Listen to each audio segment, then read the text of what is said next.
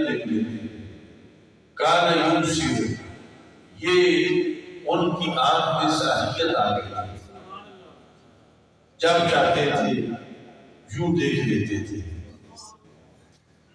کس چیز کو؟ ہاتھی کی بات نہیں ہو رہی، چیونٹی کی بات ہو رہی۔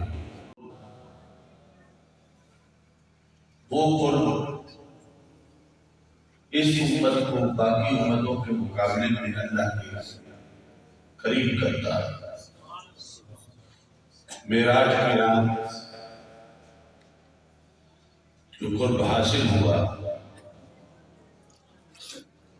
اس کو لفظوں میں بیان نہیں کیا جا سکتا، لیکن کچھ نصوص کے ذریعے اسے سمجھنے کی کوشش کی جا سکتی ہے۔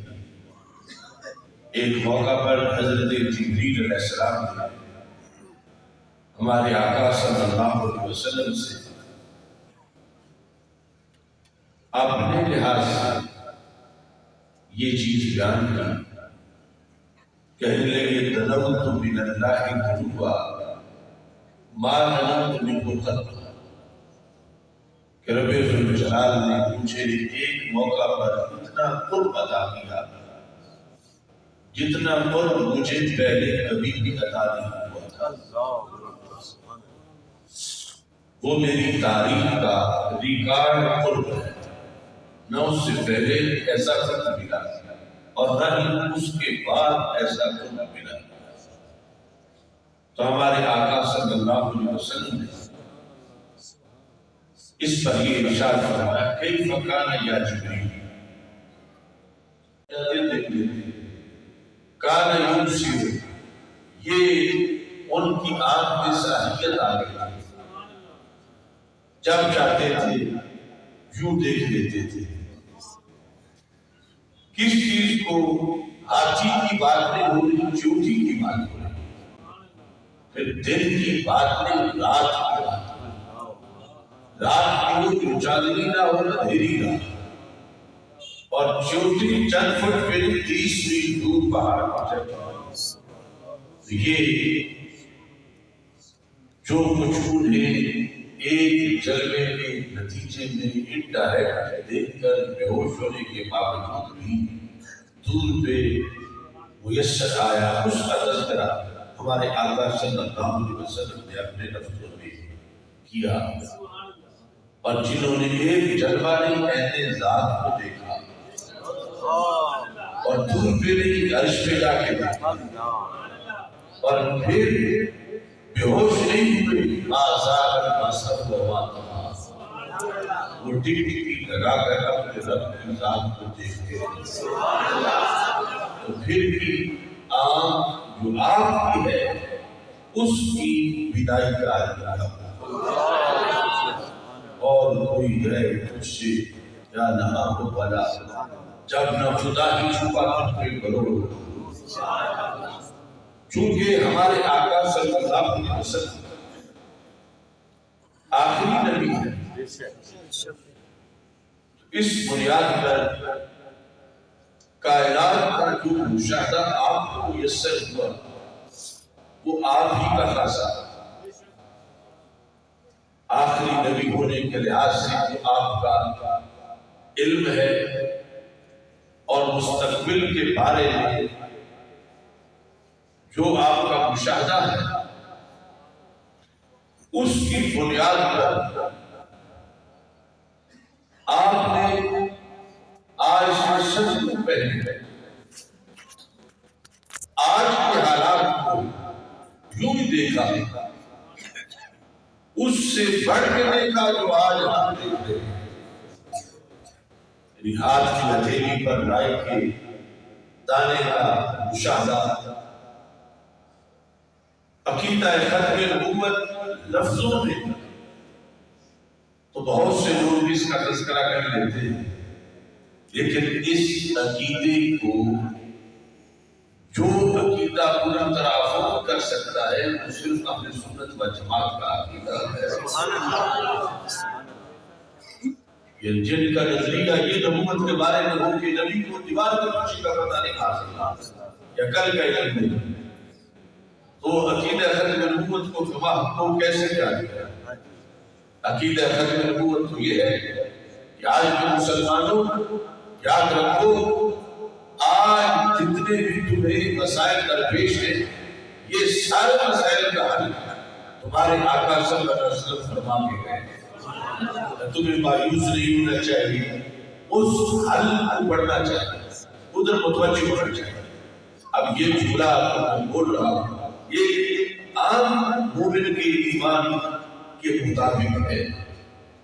اب آج کے مسائل کا حل یقیناً ہمارے آقا صلی اللہ علیہ وسلم تعبیر فرما ہے۔ جب آج کے مسائل کا آپ کو پتا تھا اس وقت عرب میں کیا مسئلہ ہوگا، عجم میں کیا ہوگا، فلسطینیوں کا کیا ہوگا، شامیوں کا کیا ہوگا، پاکستانیوں کا مسئلہ کیا ہوگا، جب مسئلے کا پتہ ہی نہ ہو تو حل کیسے ہو سکتا ہے؟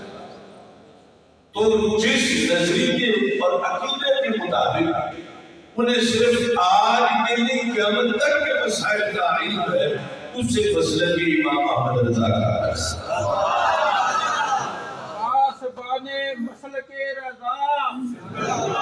دیکھیں کہ جس طرح بیماری کا علاج اس کے لیے ضروری ہے کہ بیماری کا علم تو ہو کہ بیماری ہے۔ ہمارے آقا صلی اللہ علیہ وسلم تاجدار ختم نبوت صلی اللہ علیہ وسلم ہے، تو آپ نے مستقبل کی ساری بیماریوں کا علاج کیا اور ان ساری بیماریوں کے علاج کے لیے یہ ماننا پڑے گا کہ پتہ تھا کہ کس کو کیا بیماری ہے، کس زمانے میں آئے، وہ کیسی ہوگی، اور پھر اس کا علاج بھی بتا دیا۔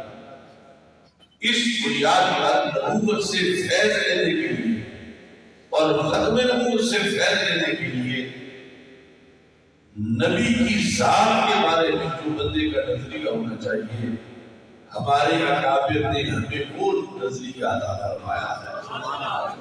محدث اعظم پاکستان حضرت مولانا سردار رحمۃ اللہ علیہ ایسی ہستیاں یہ قرب دینے والی ہے ذات رسول علیہ السلام کی طرف، اس واضح کی جس بنیاد پر حقیقی جو پہچان ہے وہ انہی کی ذریعے سے آئیے، وہ پہچان جو اصل میں صحابہ کرام علیہ رضوان ذات رسول صلی اللہ علیہ وسلم کے پاس رہ کر بھی صحیح بخاری شریف میں 2 بار اس نام شریف کا تذکرہ ہے کہ جو حضرت عبداللہ بن رواحہ رضی اللہ تعالیٰ عنہ نے ہمارے آقا صلی اللہ علیہ وسلم کے سامنے کھڑے ہو کر حضرت ابو ہریرہ رضی اللہ تعالیٰ عنہ اس نام شریف کے راوی ہیں، اور ہمارے آقا صلی اللہ علیہ وسلم نے اس نام شریف کی تصدیق خود اپنے لفظوں میں کی۔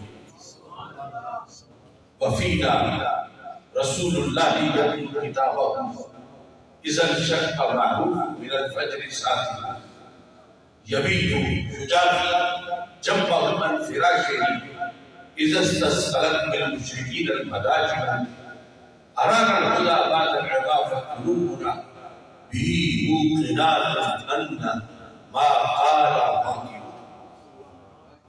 یہ نعت جب پڑھی تو ہمارے آقا صلی اللہ علیہ وسلم نے فرمایا ان اخاکم لا یقول الرفث، میرے صحابہ تمہارے بھائی نے کوئی بھی جھوٹ نہیں بولا، ساری سچی کھانے پہ آنے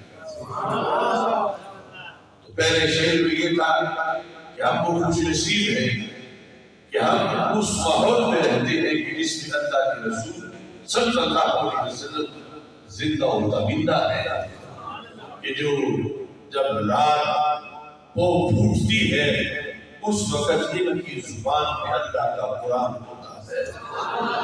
یبیتو یجافی جنبہ من فراشہ، ان کی رات گزر جاتی ہے اور ان کا پہلو بستر کے قریب نہیں جاتا، یہ بستر سے دور کھڑے ہو کر اللہ کے دربار میں قیام کرتے ہیں۔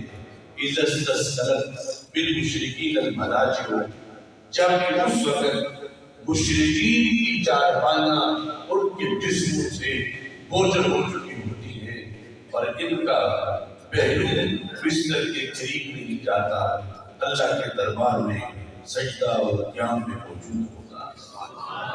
تیسرے شعر کے اندر یہ ختم نبوت کا تذکرہ اس انداز میں رہا کہ حران الہدا عبادت آبا، ہم لوگ نابینا تھے، یعنی وہ صحابہ جن کی روشنی پھر پوری کائنات میں پہنچ گئی، ہم نابینا تھے۔ یہ وہ ہستی ہے کہ جنہوں نے ہمیں آنکھیں بھی کی ہیں، دیکھنے کا طریقہ بھی دیا۔ پھر اب ہم ان کے بارے میں کیا کرتے رکھتے ہیں؟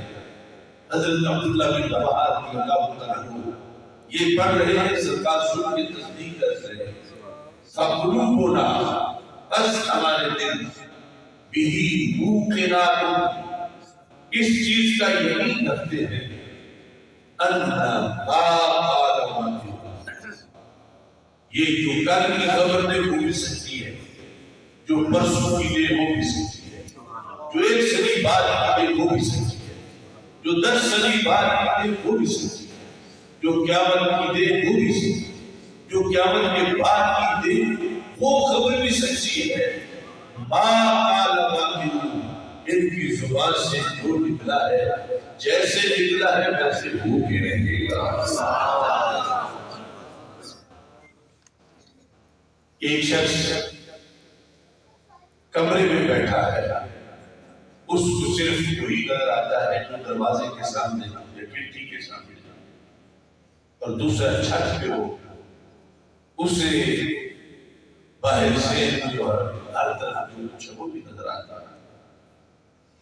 ہمارے آقا صلی اللہ علیہ وسلم کو چونکہ رب نے آخرت میں بھی بنایا، آپ نے انسانیت کی وقت جو رہنمائی کی وہ صرف ان انسانوں کی اس وقت زندہ تھے، آپ نے ان کی بھی کی جنہوں نے قیامت تک پیدا ہونا تھا۔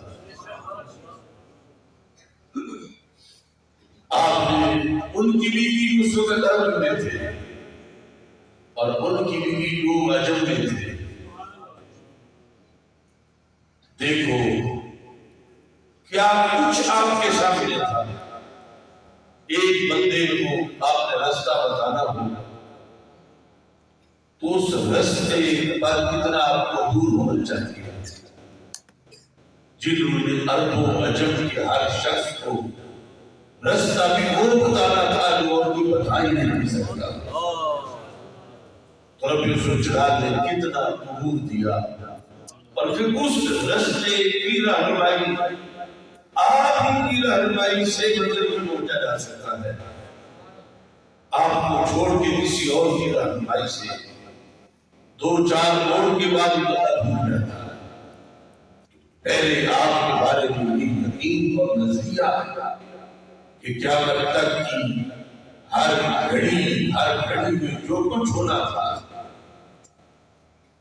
جتنے بھی کائنات کے واقعات ہیں، جو کچھ بھی کائنات کے حالات ہیں، جو کچھ بھی ذوات و صفات ہیں، رب الجلال نے ہر چیز کا علم اپنے رسول صلی اللہ علیہ وسلم کو عطا فرمایا، اور ان تمام خطرات سے بچنے کا اپنی امت کو علم بھی ہمارے آقا صلی اللہ علیہ وسلم نے اپنی ارشادات میں سبق اور تدریج کے لحاظ سے عطا فرمایا۔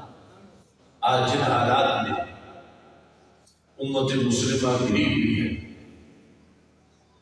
روزانہ کے واقعات ایسے ہو رہے ہیں، کچھ اب تک پہنچتے کچھ نہیں پہنچتے۔ یہ سویڈن اور ہالینڈ کے اندر جو قرآن مجید قرآن رشید کی توہین ہوئی، اس سے پہلے بار خاکے بنے ہمارے ملک کے اندر روزانہ توہین صحابہ رضی اللہ تعالیٰ عنہ کے واقعات ہو رہے ہیں، توہین قرآن کے واقعات ہو رہے ہیں۔ تب ایسی صورتحال کے اندر معراج نبی صلی اللہ علیہ وسلم کا یہ واقعہ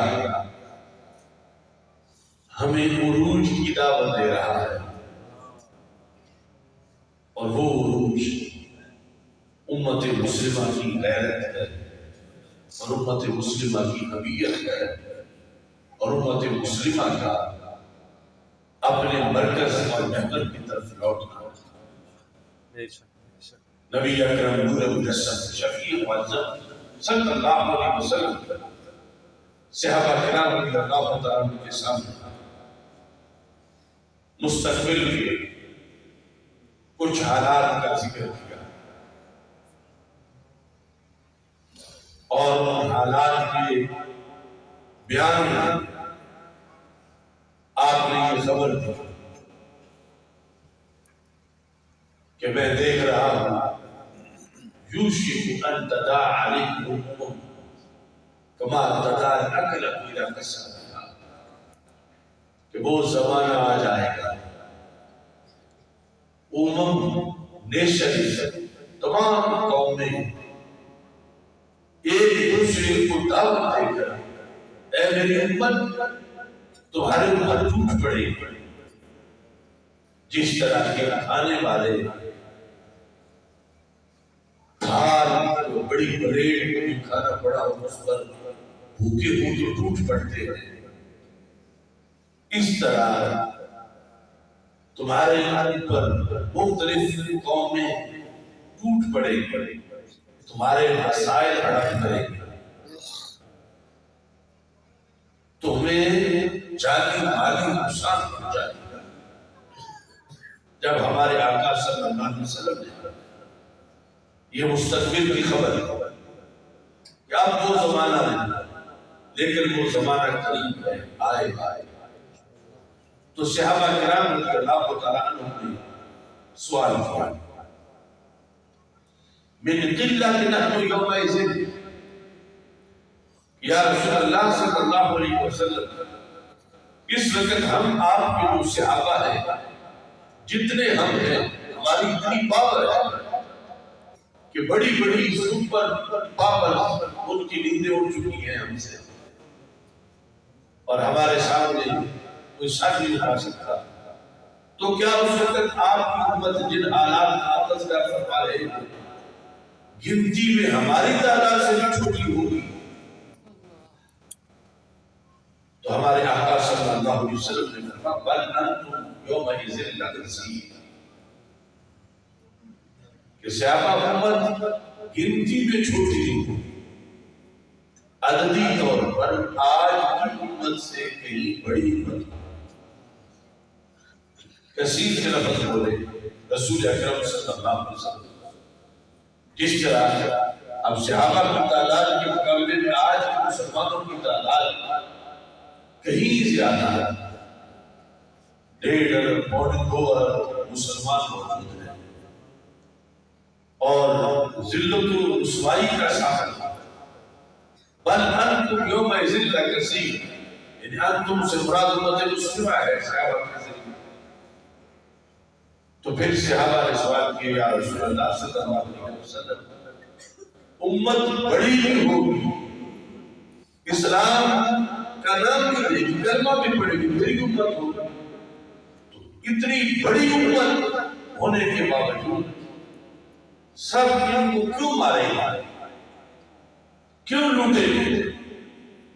امت کس لیے کمزور ہو چکی ہوگی؟ امت کا یہ حال کیوں ہوگا جبکہ اس وقت ہم جتنے ہیں اللہ کے فضل سے ہمارا روب داری ہے کفر پر، اور اس وقت امت بڑی ہوگی اور پھر بھی مرعوب ہو جائے گی اور سب اس کو کھائیں گے. کیونکہ لفظ ہمارے آقا صلی اللہ علیہ وسلم نے جو تشریح میں بولے کہ کھانے کا برتن جب اس سے کوئی کھا رہا ہوتا ہے تو برتن میں یہ طاقت نہیں ہوتی کہ آگے سے ان کو روکے. برتن آگے بڑھا ہے جو چاہتا ہے کھاتا ہے، یہ حالت ہوگی. روکنا تو درکنار بول بھی نہیں سکے، جس طرح برتن کی کوئی آواز نہیں نکلتی کہ بس کھاؤ پیچھے ہٹ جاؤ. فرمایا ایسی صورتحال جو ہے امت کی بڑی ہوگی، سبب یہ ہوگا اصابہم الوہن، ان کو وہن کا مرض لگ چکا. اس وہن کے مرض کا دھیان کر یہ پہاڑوں سے زبردست خدا سے زبردست خدمت بالکل کھوکھلی بن جائے گا. یہ لفظ وہن کا جب سنا صحابہ کرام رضی اللہ تعالیٰ عنہ نے تو اس کی تفصیل پوچھی، چونکہ ایک ہوتا لفظ وہن میم کے ساتھ، یہ وہن نہیں تھا، یہ وہن تھا نون کے ساتھ. صحابہ نے پوچھا ومن وہن کہ یا رسول اللہ صلی اللہ علیہ وسلم وہ وہن کا مرض کیا مرض ہے کہ جس کے نتیجے میں یوں صورتحال ہو جائے گی امت کی، تاکہ ہم نسلوں کو بتائیں کہ وہن سے بچنا. اور آج آئے وہن امت کو پتا ہو کہ وہن کی بیماری آ گئی ہے اور اس کو دور کرنا ہے، اور اس کو دور کرنے کا طریقہ جب سنت میں موجود ہوگا تو امت پھر باوفر ہو جائے گا. ہمارے آقا صلی اللہ علیہ وسلم نے وہن کا مطلب بتایا. اب وہ بیماری اس کو محسوس کرنا یہ مشکل نہیں، اس لفظ کی مشکل ہے، اور اس کا علاج بھی سرکار دو عالم صلی اللہ علیہ وسلم نے ساتھ ہی بتا دیا، جو کہ مہنگا نہیں، بڑا سستا ہے، جو کہ دور نہیں، بڑا قریب ہے. لیکن اس کے لیے رسول اکرم نور مجسم شفیع معظم صلی اللہ علیہ وسلم کی ذات سے وابستگی اور آپ کے فرمان کا عمل جائز ہے. کیا وہن ہے؟ فرمایا حب الدنیا وکراہیت الموت. یہ وہن ہے، حب الدنیا، دنیا سے پیار، وکراہیت الموت، اور موت سے نفرت، رب کے رستے میں مرنے سے نفرت، دنیا سے پیار.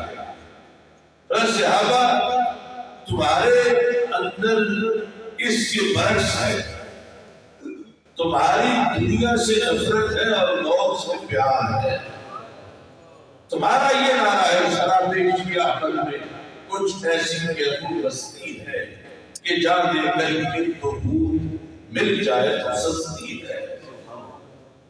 اس وقت کا مسلمان اس قدر دنیا میں پھنس چکا ہوگا کہ دوسری طرف جہاد اسلامی اور دین کے لیے جان دینا یہ اس کے لیے بڑا مشکل ہو جائے گا. کاروبار کا پیار، گھر کا پیار، بیوی بچے کا پیار، اس طرح کی ساری چیزیں، اس بنیاد پر کفر جو ہے وہ مسلمانوں میں پھر روک ڈالتا چلا جائے گا. مسلمان مغلوب ہو جائیں گے. تو صحابہ اس زمانے میں میرا یہ پیغام میری امت کو دینا کہ میں تو تمہارے عروج کا بندوبست پہلے کر گیا، آج پھر دنیا چھوڑ دو اور اللہ کے راستے میں موت سے پیار کرو، رب کل ہی تمہیں عروج عطا فرما دے گا.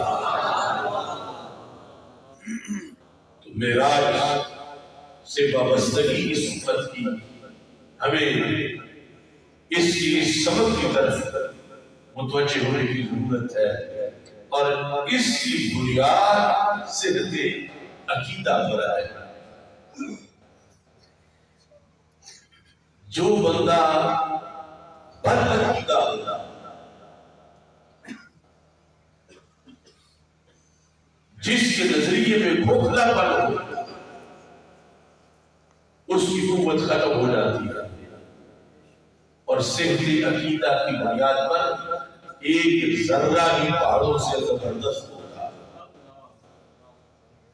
صحت عقیدہ کی بنیاد پر کروڑوں ایٹم بم بھی ایک مومن کا مقابلہ نہیں کر سکتے. یہ میرا اپنا کھڑا ہوا نظریہ نہیں، یہ خود نصوص شرعیہ اس کو بیان کرنا. وقت کے اختصار کو بلوز خالد رکھتے ہوئے بات ختم کرنا چاہتا ہوں. کہ جب رب ذوالجلال نے زمین کو پیدا کیا، یہ حدیث مصطفیٰ صلی اللہ علیہ وسلم، زمین کو پیدا کیا تو زمین کانپ رہی تھی، رب نے اس پر پہاڑ رکھے تو زمین کی کپکپاہٹ ختم کر، جب کپکپاہٹ ختم ہوئی فرشتے یہ نظارہ دیکھ رہے تھے، انہیں بڑا تعجب ہوا اور بڑے حیران ہو کہ کہنے لگے کیا مخلوق رب نے پہاڑوں کی صورت میں پیدا کی، اتنی پاور کتنی پھیلی زمین کو دبوچ دیا ہے انہوں نے۔ تو کہنے لگے حل من خلقک شیء اشد من الجبال، رب کا تیری مخلوق میں ان پہاڑوں سے زبردست بھی کوئی چیز ہے؟ اللہ نے فرمایا نعم، ہاں۔ انہوں نے پوچھا وہ کیا؟ فرمایا الحدید، وہ لوہا ہے کہ جس سے پتھر بھی کٹ